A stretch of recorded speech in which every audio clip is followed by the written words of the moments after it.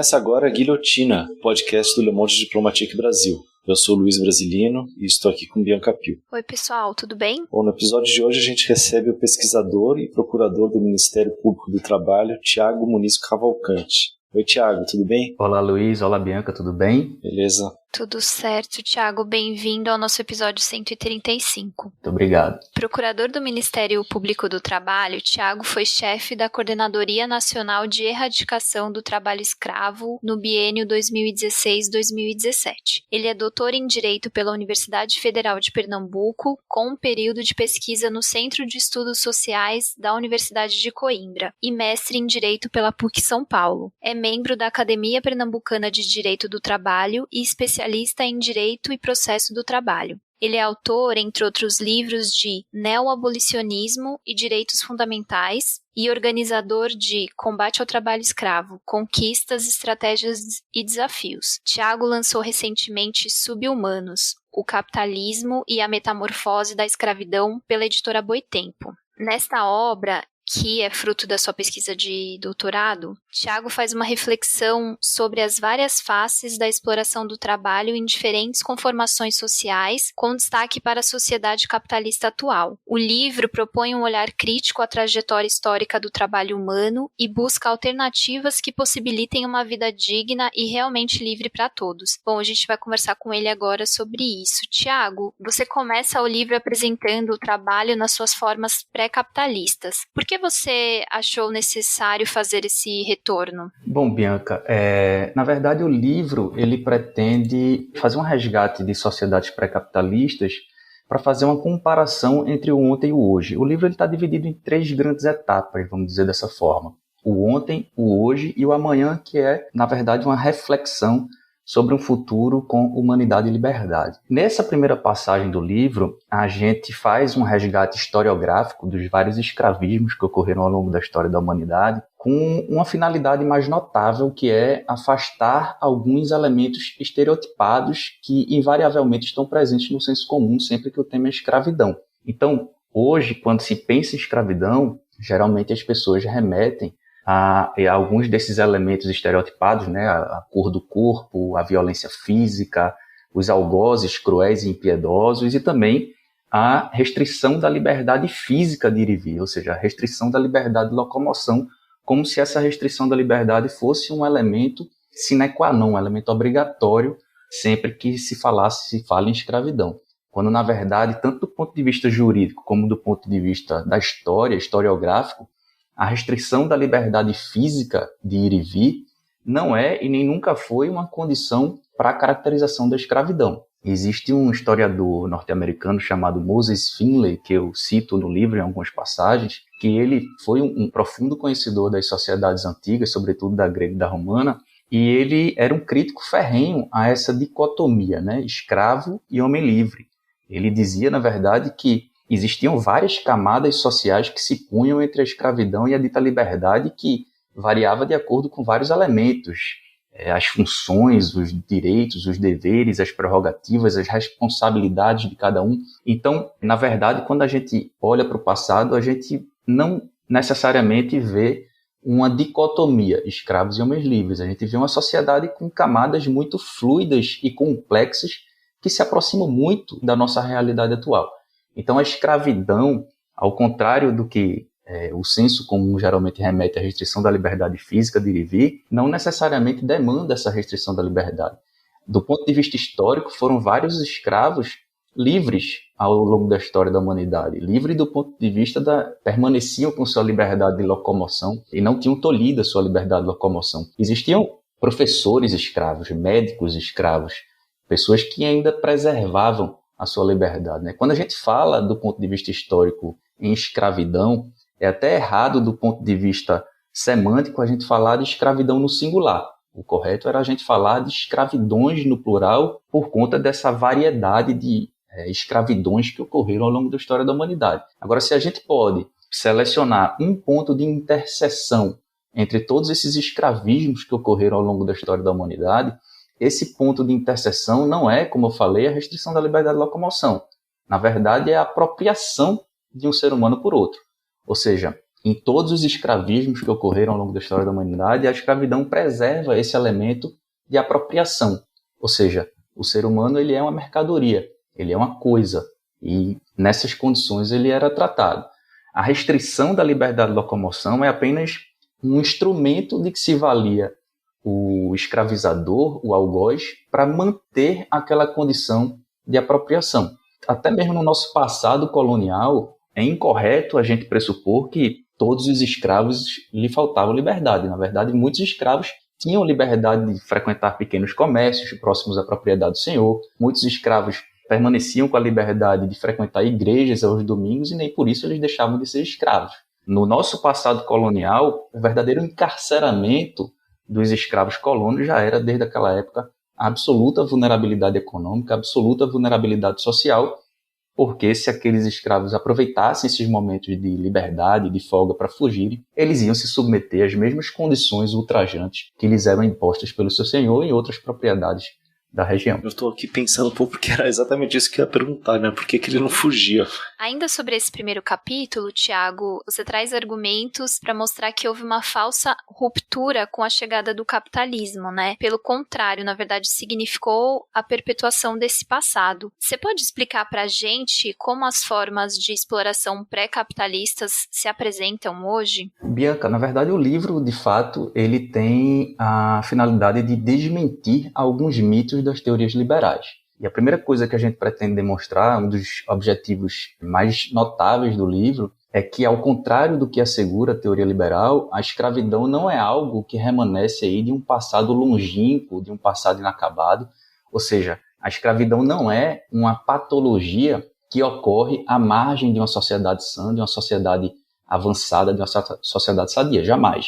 Na verdade, o trabalho escravo ele foi incorporado ao sistema de produção capitalista, ele foi ajustado a essa lógica mercadológica capitalista e ele se mantém aí convenientemente integrado ao sistema que é dele dependente. Ou seja, não existe capitalismo sem a exploração da força do trabalho e nunca vai existir capitalismo, pelo menos nessa forma como ele se apresenta atualmente, sem trabalho escravo. Quando a gente fala em escravidão, a gente tem que ter em mente que o trabalho escravo ele experimentou o seu ápice, o seu apogeu, após as revoluções burguesas, tanto na França como nos Estados Unidos. O pensamento iluminista que deu suporte a essas revoluções, né, foi aquele pensamento de Montesquieu, Rousseau, Diderot, Benjamin Franklin. Aquele pensamento iluminista era um pensamento escravocrata.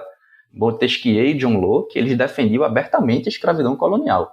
E isso é muito sintomático porque representa exatamente esse pensamento burguês que passou a pautar o rumo da história, né? Passou a ditar os princípios, os valores e a própria ideologia da sociedade moderna ocidental. Então, um dos objetivos do livro é exatamente mostrar que esse advento da modernidade capitalista não foi capaz de nos trazer aí um local para viver como se esse local fosse um paraíso, como se essa sociedade fosse uma sociedade avançada, como assegura a teoria liberal. A gente passou, na verdade, a experimentar um novo modelo de sociedade, um novo formato de sociabilidade diferente dos anteriores, de modo que a gente passou a viver aí numa sociedade que, ao mesmo tempo que enaltece os direitos humanos, prega exatamente o oposto dos direitos humanos. A gente passou a viver um modelo de sociedade cujo maior objetivo não é a solidariedade, não é a paz social, não é o bem-estar coletivo, é, na verdade, o lucro e a acumulação infinita. A gente passa, portanto, com o alvorecer do capitalismo, a viver um modelo de sociedade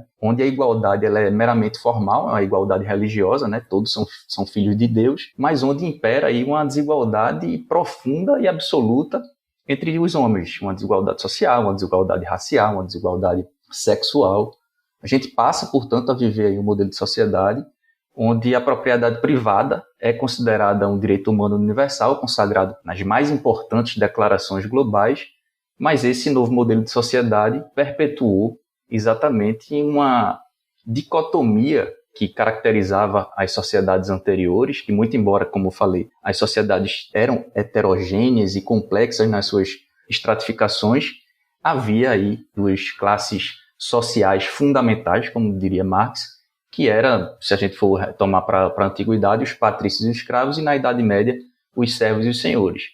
E na modernidade ocidental, o que se viu foi um mundo dividido entre burguesia e proletariado, com todas as suas complexidades, mas que se perpetua aí uma desigualdade muito grande. Então, a escravidão, a servidão, outras formas de trabalho compulsório, eles foram incorporados à sociedade capitalista e permanecem aí a serviço direto da acumulação do capital. Tiago, segundo esse pensamento burguês aí que você citou, com o fim da escravidão, os trabalhadores passaram a ser chamados de trabalhadores livres, né? Já que eles eram trabalhadores que não se vendiam, né, como pessoas e tal, eles vendiam apenas a sua força de trabalho. Mas no livro você opta por utilizar o termo semi-livre. Você podia explicar por quê? Claro. Bom, Luiz, na verdade, quando a gente fala em trabalho livre, a gente está diante de uma expressão ideológica, né? Porque o trabalho livre, ele não é um trabalho verdadeiramente livre. Quando a gente fala em trabalho livre, a gente está esquecendo que esse trabalho ele é marcantemente caracterizado por restrições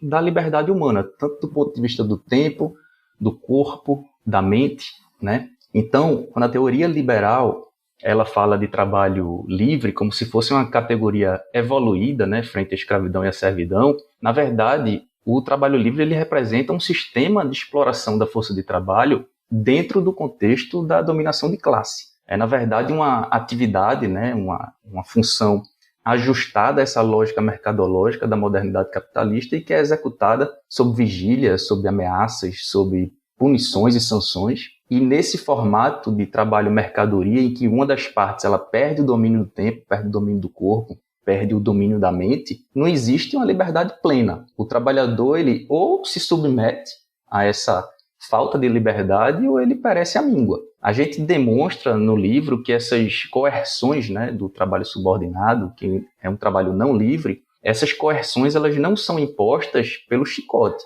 mas é imposta por uma ideologia desse trabalho livre que foi assim conscientemente construída em favor do processo de acumulação e, por sua vez, inconscientemente anuída pelo trabalhador. É um processo que se denomina de processo de alienação, né, de adestramento de multidões confusas, como diria Foucault, e esse adestramento, essa domesticação, nada mais é do que o império aí da ideologia capitalista. A gente faz também no livro um resgate das teorias organizacionais e dessa permanente metamorfose socioprofissional dos trabalhadores e demonstra que esse trabalho designadamente livre é, na verdade, um trabalho sacrifício. Um trabalho que maltrata o corpo, a mente e a alma do trabalhador. É um trabalho que causa adoecimentos, né? Um trabalho que causa sofrimento e que mata. E essa descartabilidade do trabalhador, ela impressiona. Em todo mundo, se a gente levar em consideração o mundo todo, morre um trabalhador a cada 11 segundos vítimas de acidente de trabalho. Então veja que enquanto a gente está aqui conversando, durante cerca mais ou menos de 1 hora, mais de 3 centenas de trabalhadores vão morrer ao redor do mundo vítimas de acidente de trabalho. Então a gente não pode jamais cair nessa falsa armadilha de entender o trabalho assalariado, o trabalho vendido ao capital como um trabalho livre. Ele é um trabalho necessário para o trabalhador se submete ou ele deixa de existir e sobreviver, então é um trabalho que é semi-livre, da forma como eu designo no livro.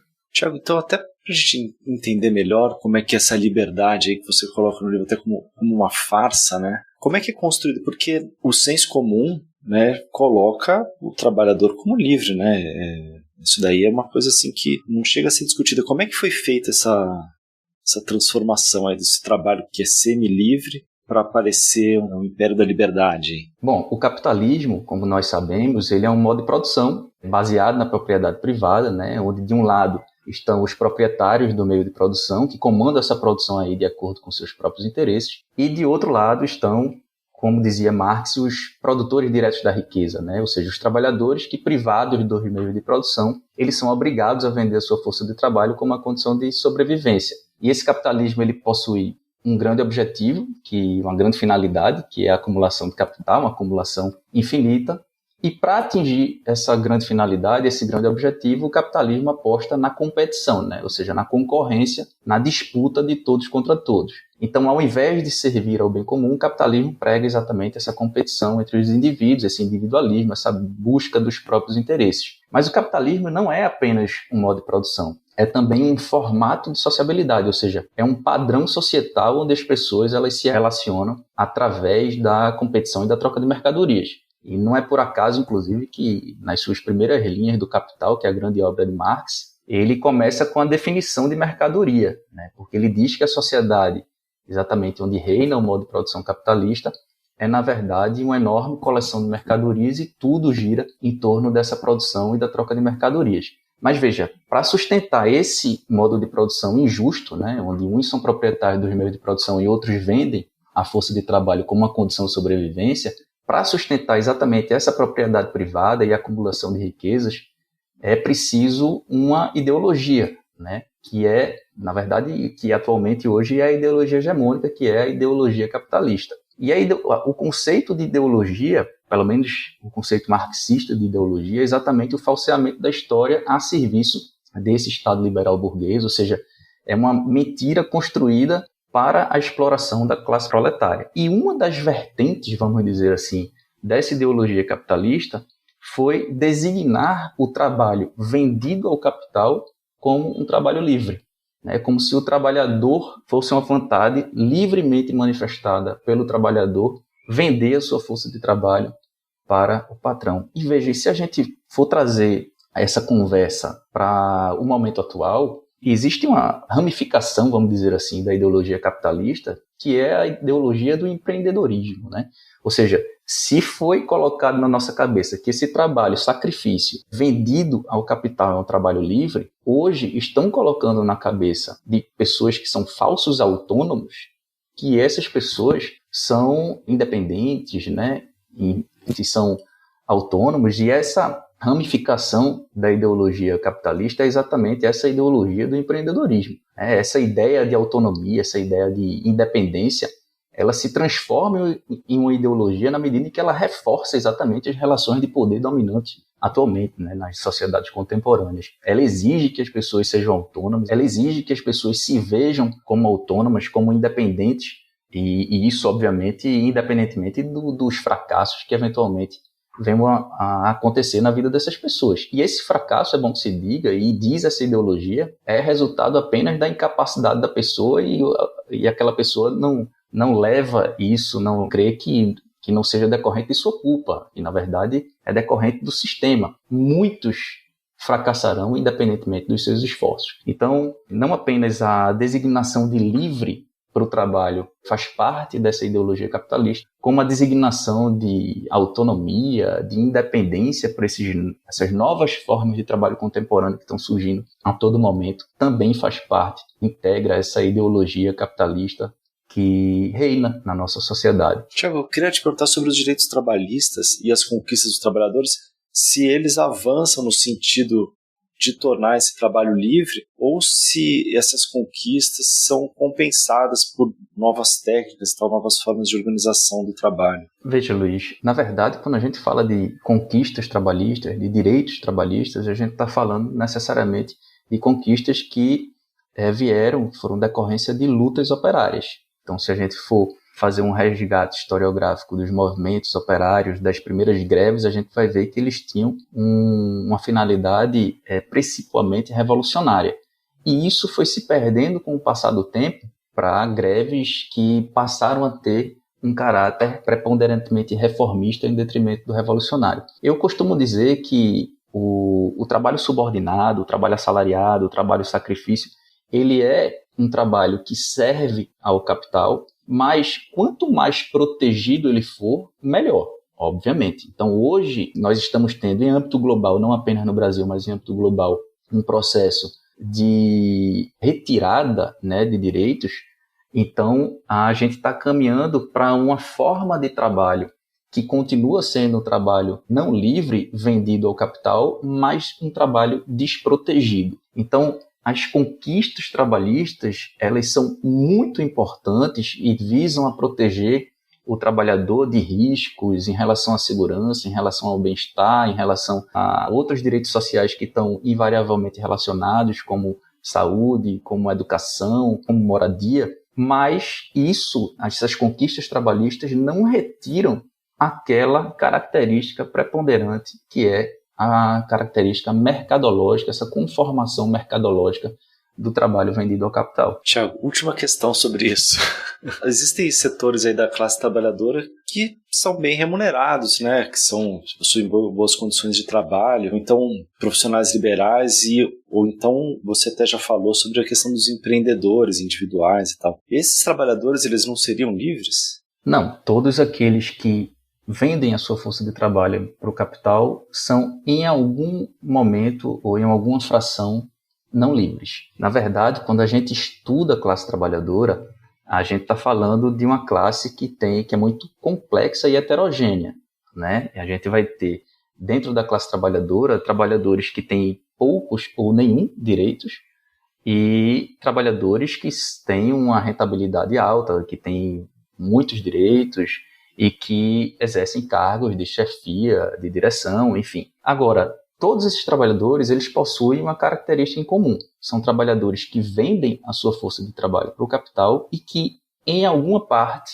perdem um pouco da sua liberdade, né? Então, muito embora os trabalhadores que eu designo no livro por trabalhadores semilivres dirigentes, eles gozem aí de uma relativa estabilidade profissional, eles conservem um certo grau de autonomia no ato da manifestação da vontade contratual e que não atravessam, vamos dizer assim, riscos excepcionais à sua vida e à sua integridade física, eles também, em alguma medida, abrem mão da sua vida, da sua liberdade, do seu tempo, da sua plena consciência para vender a sua força de trabalho ao capital. Na verdade, Luiz, quando eu faço uma classificação da classe trabalhadora, eu assumo um risco que é o risco da generalização, né? Agora, esse risco, quando eu fiz essa classificação de trabalhadores semilivres e subhumanos, e dentro dos semilivres eu também faço uma subclassificação entre semilivres dirigentes, que é esse grupo ao qual você se refere,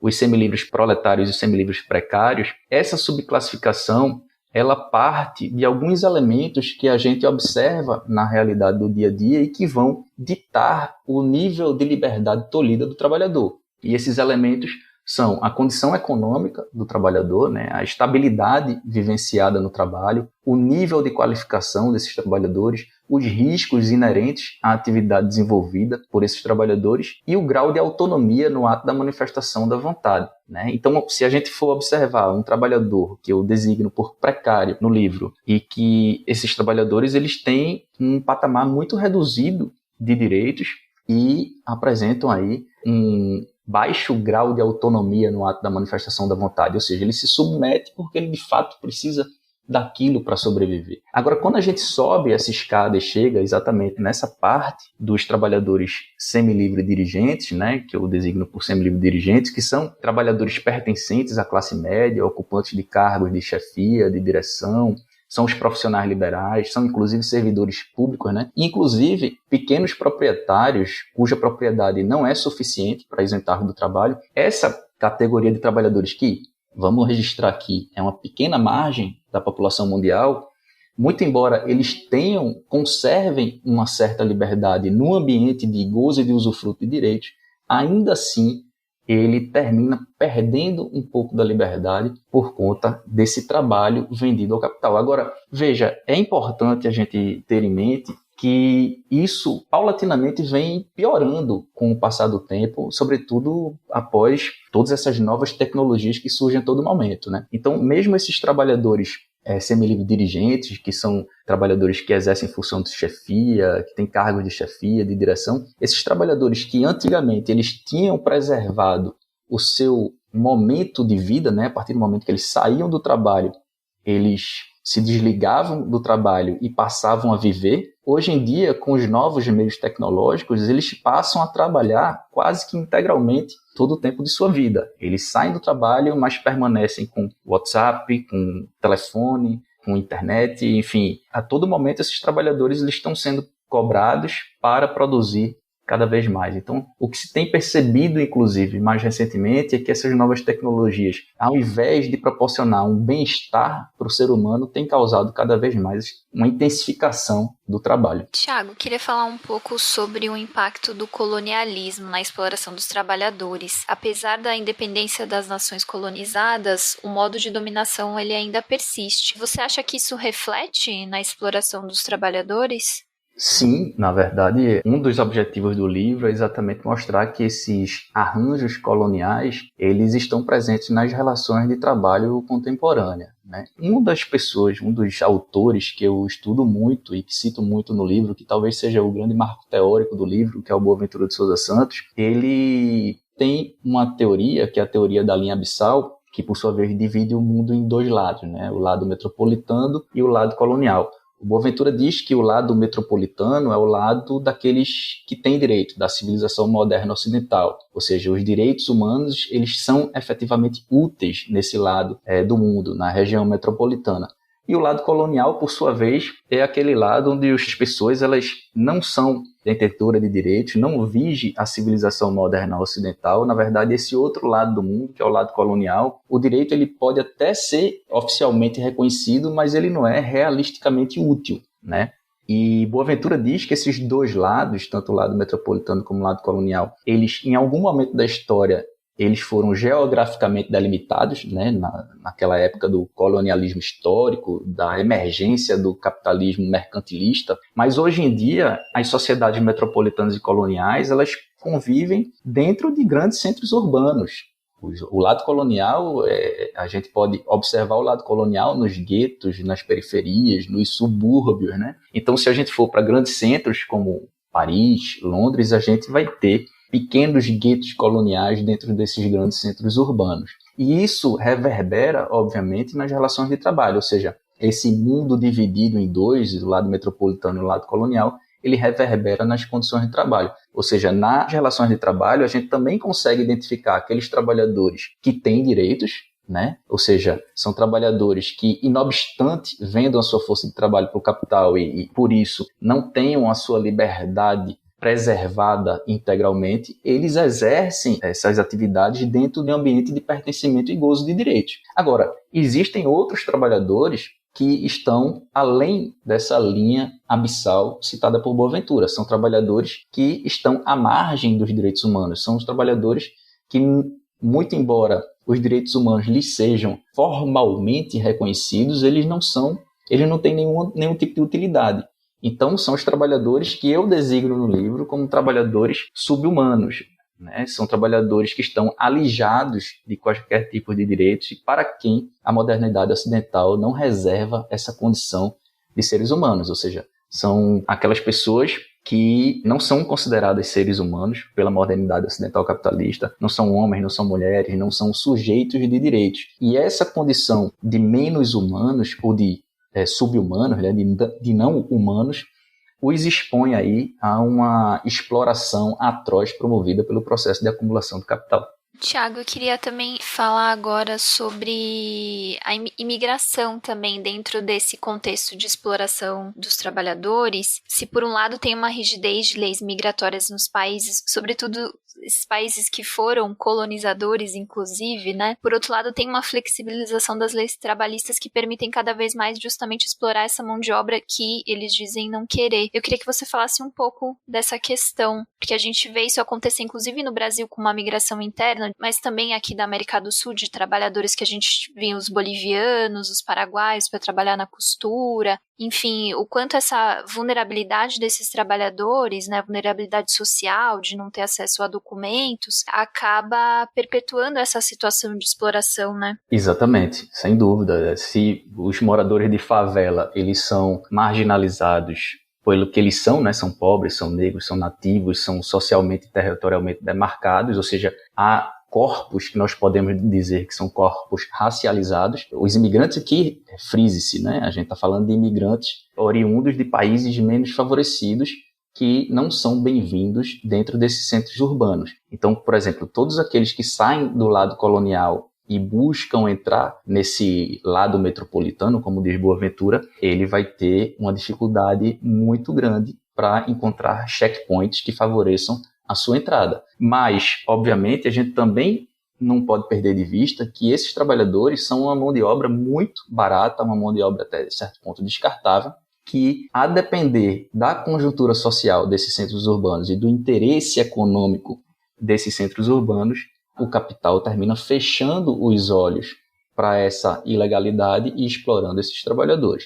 Você citou, por exemplo, o caso de trabalhadores oriundos de países vizinhos menos favorecidos que são explorados para fins de trabalho escravo em território brasileiro. Eu exerci a função de coordenador de erradicação do trabalho escravo no estado de São Paulo e eu cansei de resgatar trabalhadores bolivianos explorados assim, para fins de trabalho escravo dentro de São Paulo, da cidade de São Paulo, que que certamente é o maior centro econômico do país e da América Latina, né?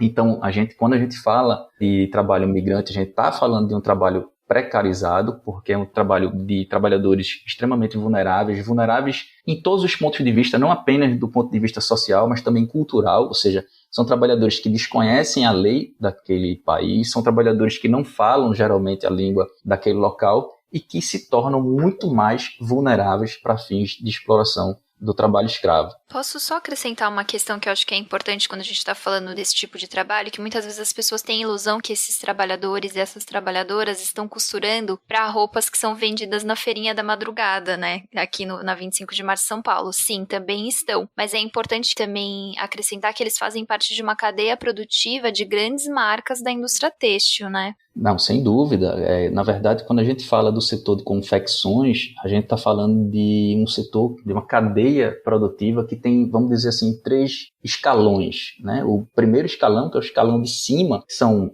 dezenas de grandes grifes que ditam as regras da produção em toda essa cadeia. Se a gente baixar um pouquinho nessa cadeia, a gente vai para o segundo escalão, que são as confecções, são, centenas de confecções que têm.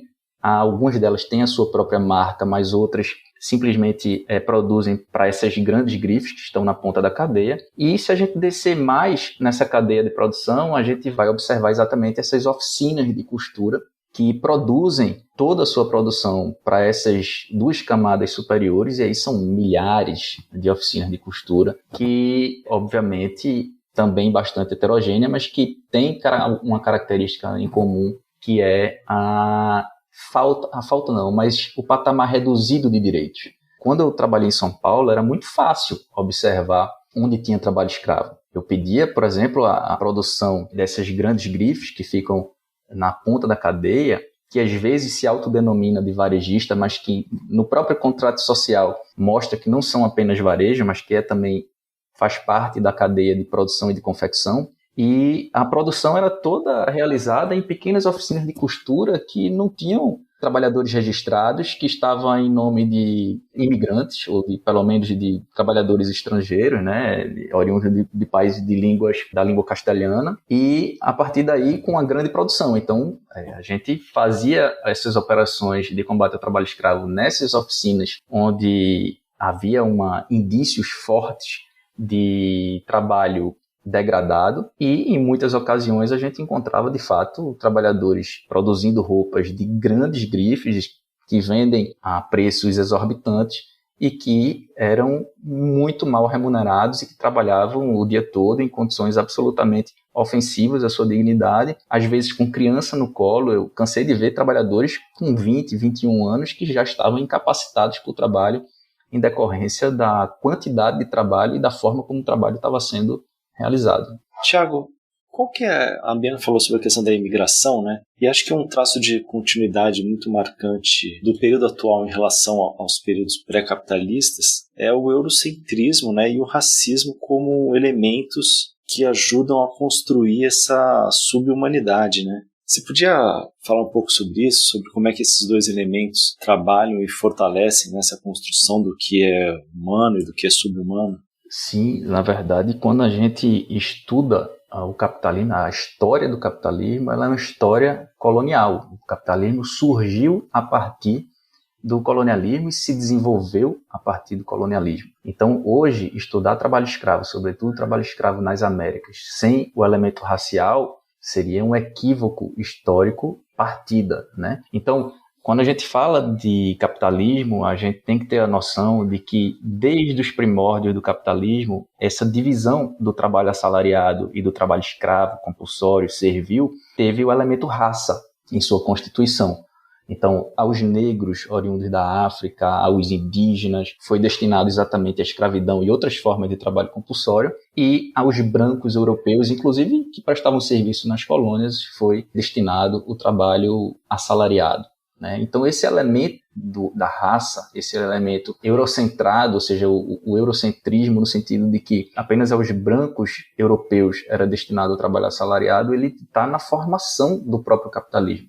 E isso se perpetua até os dias atuais, não apenas por uma condição racial, mas também por uma condição racial e uma condição econômica. Ou seja, os elementos econômicos, de capital e de raça, eles estão entrelaçados atualmente. Obviamente, hoje, grande parte dos trabalhadores resgatados de condições análogas de escravo são trabalhadores pretos e pardos, né? Cerca de quase 80% dos trabalhadores que atualmente se submetem ao trabalho que se denomina trabalho análogo de escravo, que é a escravidão contemporânea, são trabalhadores pretos e pardos, e isso decorre exatamente dessa estrutura racial que fez parte da formação do capitalismo, fez parte da nossa história, que se perpetua até os dias atuais. E aí, esse trabalhador subhumanizado aí, e a escravidão contemporânea, eles são a mesma coisa, ou a escravidão contemporânea é um tipo específico de trabalho subhumanizado?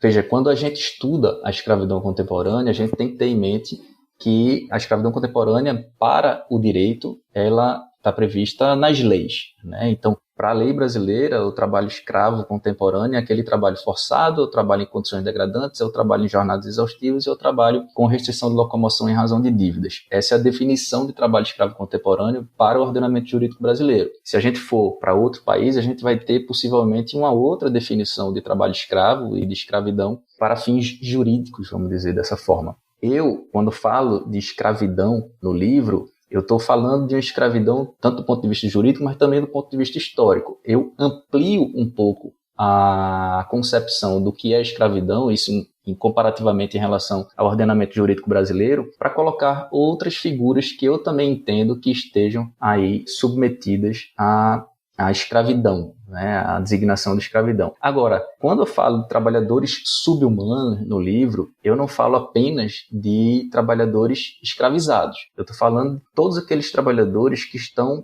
abaixo do recorte dessa linha abissal e que não são considerados humanos pelo capitalismo. Então, hoje, a gente tem aí trabalhadores que, muito embora não estejam abrangidos, vamos dizer assim, pelo artigo 149 do Código Penal, que é aquele que define a escravidão contemporânea, a gente tem trabalhadores absolutamente descartáveis e que simplesmente não encontram trabalho. Então, hoje nós temos trabalhadores subhumanos que são trabalhadores que não trabalham, né? São desempregados, são trabalhadores que às vezes fazem um bico na esquina e que se autoexploram em condições abusivas para sobreviver, né? Então, o trabalhador subhumano, a gente pode dizer que não é apenas o trabalhador escravizado para fins do ordenamento jurídico brasileiro, mas é um trabalhador que está em situação escravizável, vamos dizer assim.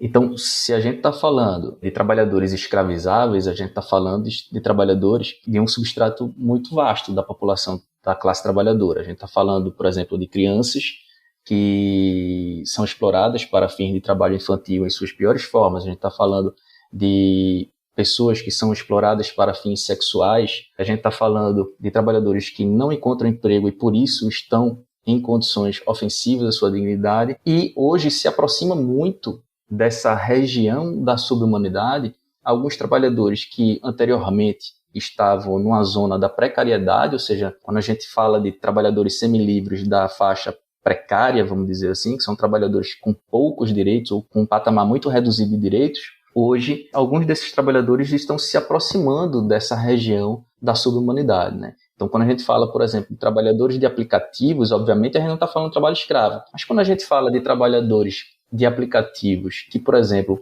entregam mercadorias de bicicleta, que pedalam dezenas de quilômetros todos os dias, que não tem força física sequer para voltar para casa ao final do dia, que não tem nenhum direito, ou seja, são trabalhadores que trabalham sem 13º, sem férias, sem texto constitucional, sem direito à jornada de trabalho, que talvez seja, talvez não, que é a primeira norma do direito do trabalho, foi exatamente a limitação da jornada diária de trabalho. São trabalhadores que não têm instalações sanitárias, direito à instalação sanitária, direito a local para descansar, que às vezes estão, como a própria capa do livro mostra, exaustos e com a cabeça dentro de uma caixa no meio da praça pública, né? Então, assim, são trabalhadores num patamar muito, muito, muito reduzido de direitos que os coloca numa situação limítrofe entre a precariedade e a subhumanidade. Então são trabalhadores que hoje, eu não tenho dúvida de que uma parte desses trabalhadores já saiu dessa região da proteção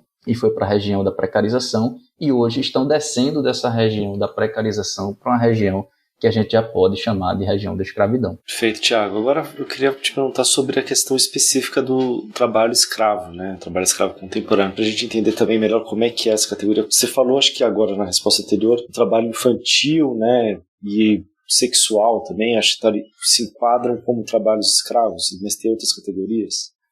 Veja só, para fins do ordenamento jurídico brasileiro e do ponto de vista também da Organização Internacional do Trabalho, o trabalho infantil em suas piores formas por si só não é trabalho escravo contemporâneo, certo? Eu coloco esses trabalhadores como trabalhadores escravizados no livro, mas é uma linguagem, uma leitura além dessa leitura do direito, essa leitura dogmática, essa leitura que leva em consideração o ordenamento jurídico brasileiro, tá?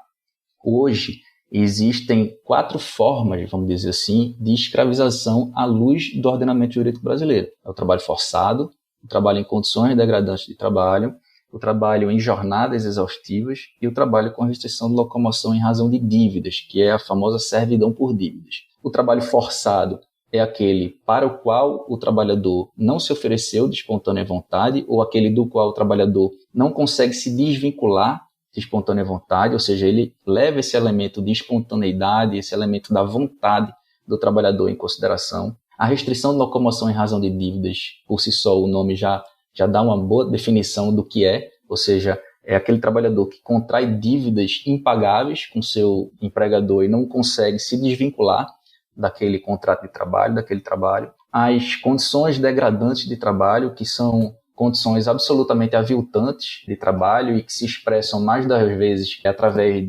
do trabalhador ser tratado como se fosse um animal, né? Eu cansei de ver aí, quando eu faço essas forças-tarefas de combate ao trabalho escravo, trabalhadores que dormem com porcos, que dormem com vaca, com os animais, trabalhadores que dividem, inclusive, o alimento e a bebida com esses animais.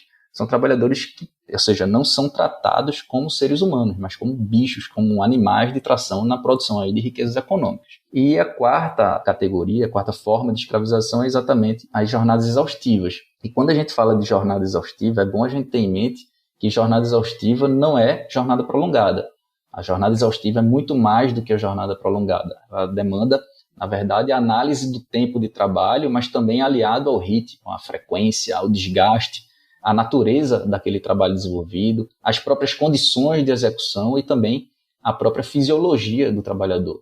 Então é muito mais improvável, para não dizer impossível, vamos dizer dessa forma, caracterizar a jornada exaustiva de um advogado que exerce a sua profissão dentro de um ambiente refrigerado, e é muito mais fácil caracterizar a jornada exaustiva de um cortador de cana, por exemplo, né, que trabalha aí com condições penosas, que trabalha a céu aberto, que realiza milhares de movimentos repetitivos com indumentárias pesadas, que carrega toneladas de cana-de-açúcar diariamente. Então, a jornada exaustiva ela pode ser definida como aquela jornada que, de tão intensa, mas tão intensa, ela não permite a recomposição das energias de trabalho até o dia seguinte, e isso vai minando o trabalhador, isso vai fatigando o trabalhador, podendo, inclusive, levá-lo ao adoecimento e até mesmo à morte. Tiago, o neoliberalismo trouxe esse cenário de perda de capacidade do Estado de regular o emprego e o trabalho, né? E normalmente com uma pressão que, sob o argumento de que vai gerar mais emprego, enfim, essa desregulação. Mas o que a gente tem visto, na verdade, é só o aumento da precarização do trabalho, né? Queria que você comentasse esses 2 pontos, né? Como eles se entrelaçam. Na verdade, quando a gente fala dos tempos atuais, a gente está falando de tempos de desemprego, de desregulação e de precarização do trabalho humano, né? E essa nova tônica global, vamos dizer assim, ela faz crescer o número de trabalhadores que são transportados dessa semi-liberdade, como fala no livro, para zonas fronteiriças aí da subhumanidade, que são vítimas das mais recentes imposições do capital, dessas vigentes transformações do sistema capitalista que faz surgir novas formas de trabalho e renda marcadas aí pela flexibilidade, pela baixa remuneração, pela ausência de direitos, né? E então, nesse contexto de intensificação da desigualdade, surgem novas favelas, novos cortiços, novas senzalas e novos trabalhadores que nós designamos de sub-humanos. Só para você ter uma noção, Bianca, no período compreendido entre 2010 e 2014, 110 países fizeram reformas em sua legislação trabalhista, né? E a grande maioria desses países que fizeram reformas em sua legislação trabalhista foram reformas flexibilizantes, reformas para retirar direitos, né? E a gente aqui no país, muito embora algumas reformas ocorreram antes de 2016, mas 2016 é um marco temporal muito significativo para a intensificação desse neoliberalismo brasileiro, né? Ou seja, a gente sai de um neoliberalismo social-democrata, vamos dizer dessa forma, e entra no neoliberalismo primitivo, né? A partir de 2016, que a todo momento tem reformas trabalhistas e destruição de direitos sociais a todo momento. Então, o que a gente tem visto, não apenas no Brasil, mas em âmbito global, é que essas linhas que separam os trabalhadores semilivres, né, tanto os dirigentes, proletários e precários, como eu falo no livro, dos trabalhadores subhumanos, essas linhas elas estão se movendo para cima, né? As faixas superiores elas estão sendo contraídas e essas camadas de baixo elas vão se expandindo cada vez mais. E eu não tenho dúvida de que é um desafio que nós vamos ter que nos deparar agora, que é como retomar a reconquista de direitos, né? Eu acho que isso é uma pauta muito importante que a gente deve retomar na classe política, sobretudo na classe política brasileira nos próximos anos. Tiago, bom, antes da gente falar como retomar esses direitos, queria te perguntar sobre como que o direito, né, atua para legitimar essa linha abissal que você coloca, né, e essa falta de liberdade e humanidade. Na verdade, é o que eu chamo no livro de legitimação das ausências de liberdade e humanidade, né, pelo direito, e não apenas pelo direito, mas pelo sistema de justiça também, como um todo, né. Ou seja, se no plano jurídico o direito do trabalho ele atua para reger as condições de exploração da mão de obra, né, e o direito do trabalho, cada vez mais a gente tem visto isso, mantém essa mão de obra nos limites do suportável e com isso termina garantido a reprodução e a perpetuação das relações capitalistas de produção, os direitos humanos eles são absolutamente inefetivos nessa parte da sociedade, né, nessa parte periférica, nessa parte excluída.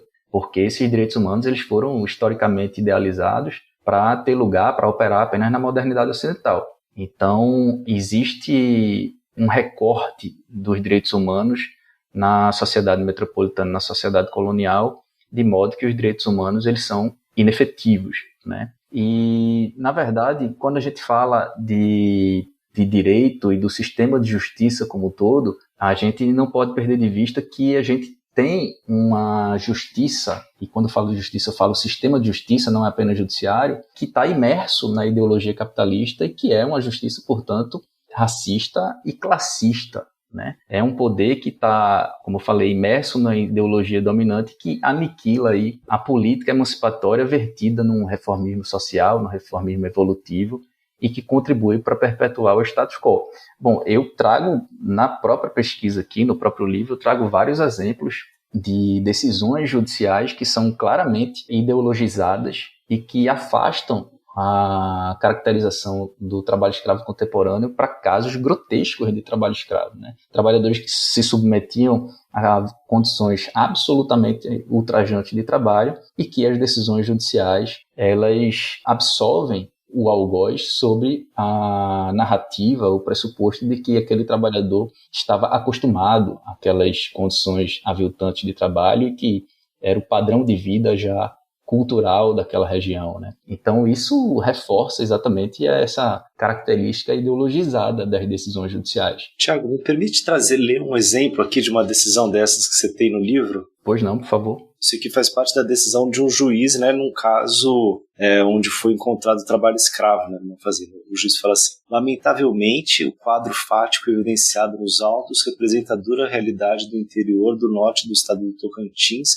e do sul do Pará. Miséria, analfabetismo, trabalhadores rurais à margem das leis trabalhistas. Basta ver fotografias de suas residências para se concluir que não houve redução de direitos. Na verdade, nenhum sequer o Estado lhes deu. As condições de trabalho na fazenda são só uma face do contexto da pobreza extrema em que vivem os moradores do Bico do Papagaio em Tocantins. É bem isso que você estava falando, né, Tiago? E se você me permite complementar, veja só, isso o juiz deixa muito claro que uma parte da população pode ser escravizável, né? Porque se ele diz que o empregador não pode ser condenado por trabalho escravo, porque aquele empregado, ou seja, aquela pessoa vítima da escravidão contemporânea, ela já não tinha nenhum direito, e o empregador, por sua vez, pode explorá-lo sem direitos, ele está dizendo que a única camada da população que pode ser vítima do trabalho escravo contemporâneo são aqueles que têm direitos, ou seja, aqueles que estão na parte metropolitana, né, da população. Então, ou seja, os ricos e a classe média podem serem indenizados para fins de trabalho escravo contemporâneo, mas aquele trabalhador que é pobre, que não tem direitos, que já tem uma vida difícil e que é explorado para fins de trabalho escravo sem direitos, esse trabalhador ele simplesmente não é vítima do trabalho escravo. Essa decisão diz isso. Então a gente está basicamente diante de uma realidade aristotélica, né, de trabalho escravo, como se uns nascessem para serem explorados e escravizados e outros nascessem para não serem explorados e escravizados. Só para não ficar faltando informação, essa citação que eu tirei aqui do livro do Tiago, ele pegou no artigo da Shirley Silveira de Andrade e do José Ivan Alves Barros, Trabalho Escravo Contemporâneo, Por que Tantas Absolvições?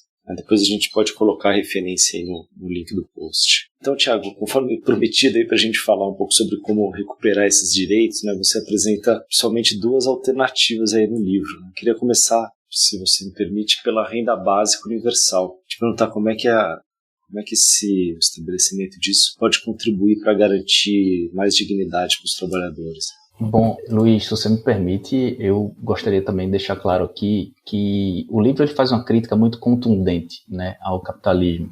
E toda vez que a gente faz uma crítica ao capitalismo, a gente é cobrado por não dar uma resposta.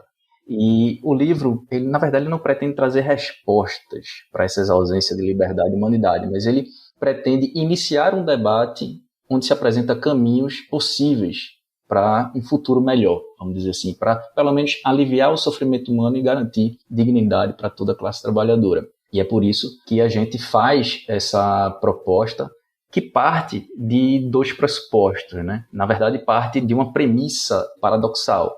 A gente sabe que precisa haver uma transformação, né? E essa transformação ela tem que ser urgente, vamos dizer dessa forma. Por quê? Porque as pessoas estão morrendo, o meio ambiente está sendo destruído, as pessoas estão sendo escravizadas. Então a gente precisa imediatamente de medidas que visem aliviar o sofrimento humano. Mas, por outro lado, o paradoxo é exatamente esse, a transformação ela tem que ser profunda. A gente precisa de uma transformação que coloque em xeque a estrutura, os valores, os princípios da nossa sociedade, para mudá-la completamente. E por isso que eu trago aí essas propostas, que são 2 propostas, uma visando esse imediatismo, que é a renda universal garantida de âmbito global, e outra visando exatamente a decomposição desse formato de sociabilidade, e eu trago a economia solidária com fomento ao cooperativismo, para tentar dar o primeiro passo no sentido de transformar a sociedade. E a renda universal de âmbito global, ela é uma medida premente, é uma medida urgente, inclusive hoje, né? Esse livro foi escrito, ele saiu agora, ele já havia sido escrito, eu tive que atualizá-lo, exatamente porque a gente cada vez mais vê que a renda universal ela é uma medida para ontem, né? Hoje a gente está vendo que trabalhadores desprotegidos no momento de pandemia ficaram sem nada. Então a gente precisa pensar imediatamente numa renda que garanta um mínimo de liberdade, civilidade e humanidade à classe trabalhadora, né? E então, por isso que eu digo que a renda universal ela é, vamos dizer assim, o primeiro passo a ser dado para viabilizar, em âmbito global, uma promoção da inclusão social, na verdade, uma distribuição de riquezas e uma existência digna, minimamente digna para a classe trabalhadora. Superando aí essa questão da subhumanidade, né, Tiago, e a economia solidária? Veja, Luiz, quando a gente propõe a renda universal, como você mencionou, a gente está visando imediatamente favorecer essa camada mais vulnerável da classe trabalhadora, que são o que nós chamamos no livro de trabalhadores sub-humanos, né? Agora, quando a gente pretende garantir liberdade aos trabalhadores e, portanto, favorecer aos trabalhadores semilivres, a gente precisa de transformações mais profundas. Então, por isso que a gente apresenta a economia solidária e o fomento ao cooperativismo como esse ponto de partida para transformar à sociedade. Ou seja, se a renda universal ela é uma medida capaz de aliviar o sofrimento dos trabalhadores a curto prazo, especialmente dos sub-humanos, a economia solidária é uma solução de longo prazo, né, que favoreceria, no caso, os trabalhadores semilivres e garantiria, sim, um mínimo de liberdade para esses trabalhadores. O cooperativismo ele tem princípios, ele tem valores que são radicalmente diferentes dos princípios capitalistas. E eu trago a economia solidária como um ponto de partida, porque eu acho, sinceramente, que quando a gente fala no futuro, a gente tem que falar no futuro que há de ser necessariamente socialista. E eu não falo aqui de um determinado socialismo já teorizado, com uma proposta política cerrada, pensada por um determinado pensador, idealizador, enfim. Quando eu falo de socialismo, eu estou falando no socialismo no sentido de que o pós-capitalismo ele tem que ser necessariamente mais solidário, necessariamente mais coletivo, necessariamente mais justo e mais democrático. Então, o cooperativismo ele parte de uma ruptura pilar, de uma estrutura pilar do capitalismo, que é a propriedade dos meios de produção. Quando a gente vai para cooperativismo, a gente está falando de propriedades que são coletivizadas, né? Então, a gente tem que começar a pensar em formas de trabalho que sejam necessariamente coletivas e que tenham a finalidade de promover um bem-estar para a classe trabalhadora. Certo, Thiago. Bom, para encerrar, eu queria te perguntar sobre como está o combate ao trabalho escravo hoje no Brasil, né? A gente vem acompanhando um desmonte desde o governo Temer, mas eu queria te perguntar como é que está a situação atual diante do governo Bolsonaro, né?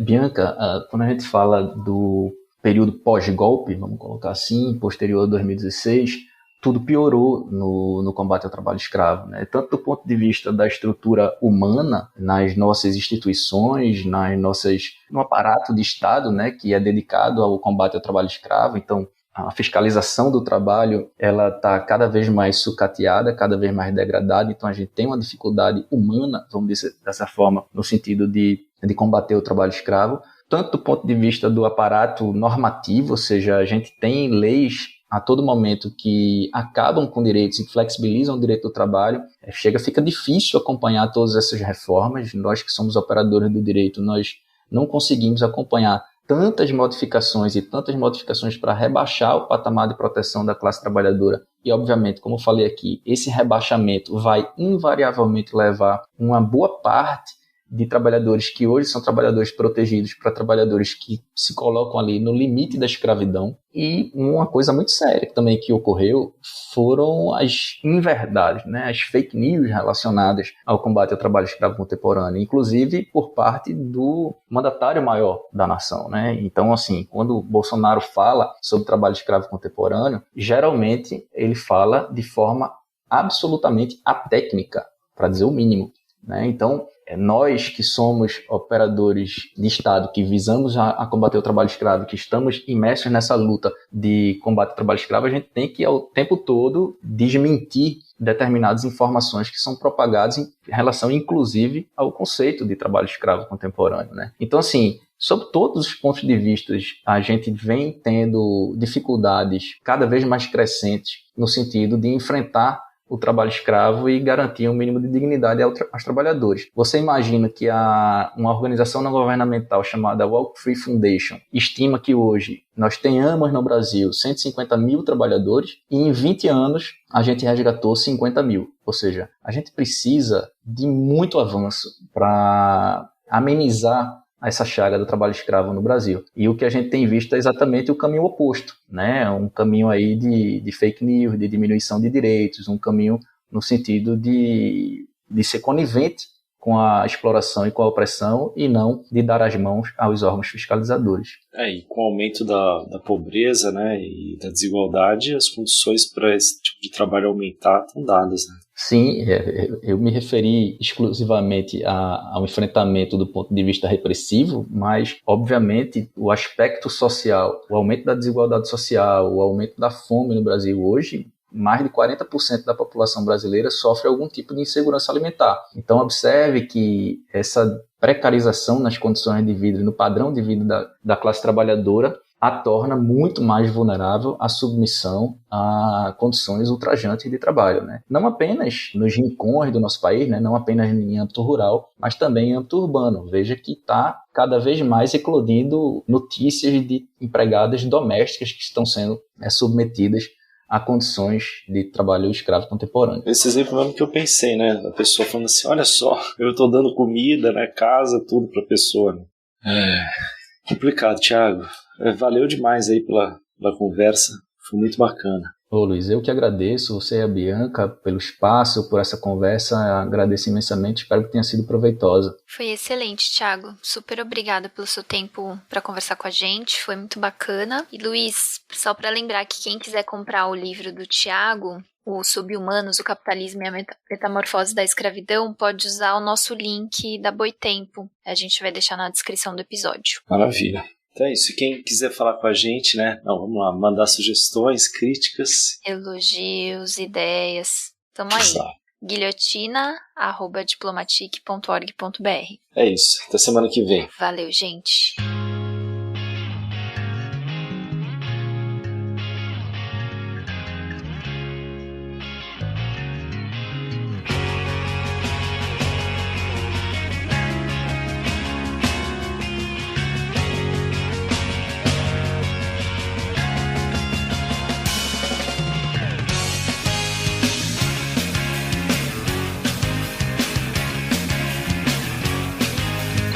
Desde os primórdios até hoje em dia, o homem ainda faz o que o macaco fazia. Eu não trabalhava, eu não sabia. O homem criava e também destruía. Homem primata, capitalismo selvagem. Oh, oh, oh. Homem primata, capitalismo selvagem. Oh, oh, oh. Eu aprendi, a vida é um jogo, cada um por si e Deus contra todos. Você vai morrer e não vai pro céu. É bom aprender, a vida é cruel. Homem primata, capitalismo selvagem. Oh, oh, oh. Homem primata, capitalismo selvagem. Oh, oh, oh. Eu me perdi na selva de pedra. Eu me perdi, eu me perdi.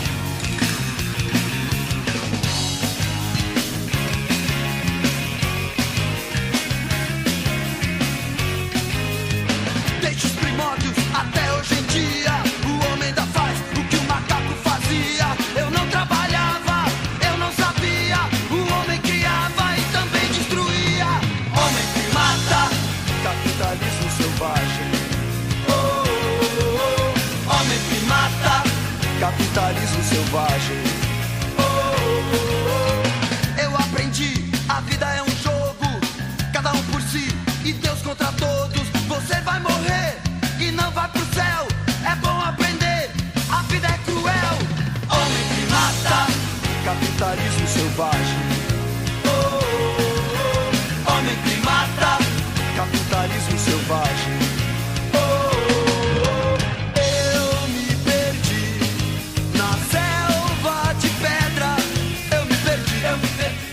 O Guilhotina é um podcast do Le Monde Diplomatique Brasil. O roteiro, a produção e a apresentação é de Bianca Pio e Luiz Brasilino. Edição de Domênica Mendes. Apoio técnico Central 3.